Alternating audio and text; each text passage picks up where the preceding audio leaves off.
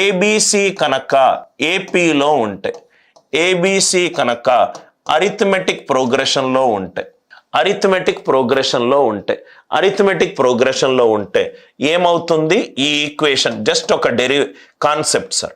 A cube plus b cube plus c cube minus 3abc it is equivalent to half of a plus b plus c into a minus b whole square plus b minus c. ఇదే కదా sir దీని నుంచి నేను ఒక conclusion తీసుకురావాలనుకుంటున్నాను, మీకు అప్పుడప్పుడు ఉపయోగపడవచ్చు.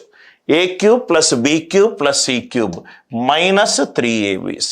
నవ్వు ఇక్కడ చూడండి సార్, ఏబిసి అనేది ఇక్కడ జస్ట్ ఈ డిఫరెన్స్ ఏమో ఒకటి, ఇక్కడ కూడా డిఫరెన్స్ ఒకటి, అంటే ఏబిసి ఏపీలో ఉంది. ఏబిసి ఏపీలో ఉంటే మిడిల్ టర్మ్ బి అవుతే ఏ ఏమవుతుంది? బి మైనస్ డి అవుతుంది. సి ఏమవుతుంది? బి ప్లస్ డి అవుతుంది. ఆ డి ఒకటి కావచ్చు, రెండు కావచ్చు, ఏదైనా కావచ్చు. హాఫ్ ఆఫ్ ఏ అనేది ఏమవుతుంది? బి మైనస్ డి, ఇది బి. సి అనేది ఏమవుతుంది? B plus D.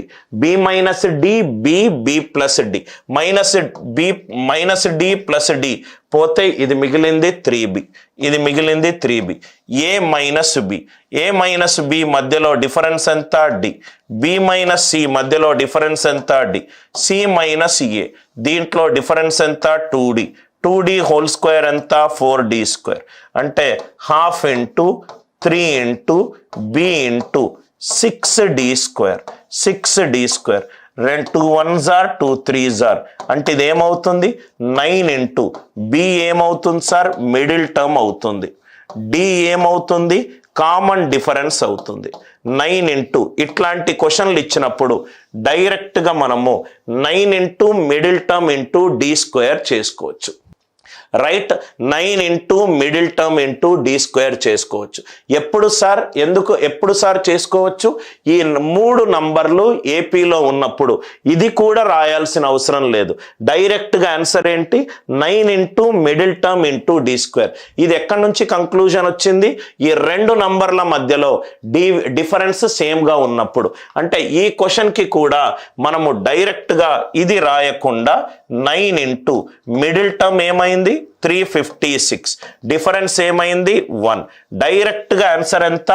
9 into right 356, 9 6 or 54. Answer unit digit ఎంత? 4. ఏబిసి కనుక చాలా ఇంపార్టెంట్ కంక్లూజన్. క్వశ్చన్కి సాల్వ్ కాదు, క్వశ్చన్ నుంచి అన్ని రకాల కాన్సెప్ట్స్ని ఓపెన్ చేసుకుంటూ క్వశ్చన్ మీద టైం స్పెండ్ చేసుకుంటూ వద్దాము. సో ఏబిసి కనుక అరిథమెటిక్ ప్రోగ్రెషన్లో ఉంటే, ఏబిసి కనుక అరిథమెటిక్ ప్రోగ్రెషన్లో ఉంటే a cube plus b cube plus c cube minus 3abc ఎంత అవుతుంది sir? 9 into middle term into difference whole square. ఎలా వచ్చింది సార్? ప్రూఫ్ నేను ఇక్కడ ఎక్స్ప్లెయిన్ చేశాను. సో ఈ కాన్సెప్ట్ మనం ఇక్కడ యూజ్ చేస్తే డైరెక్ట్గా చూద్దాం సార్. 9 ఇంటూ మిడిల్ టర్మ్ ఎంత? 502.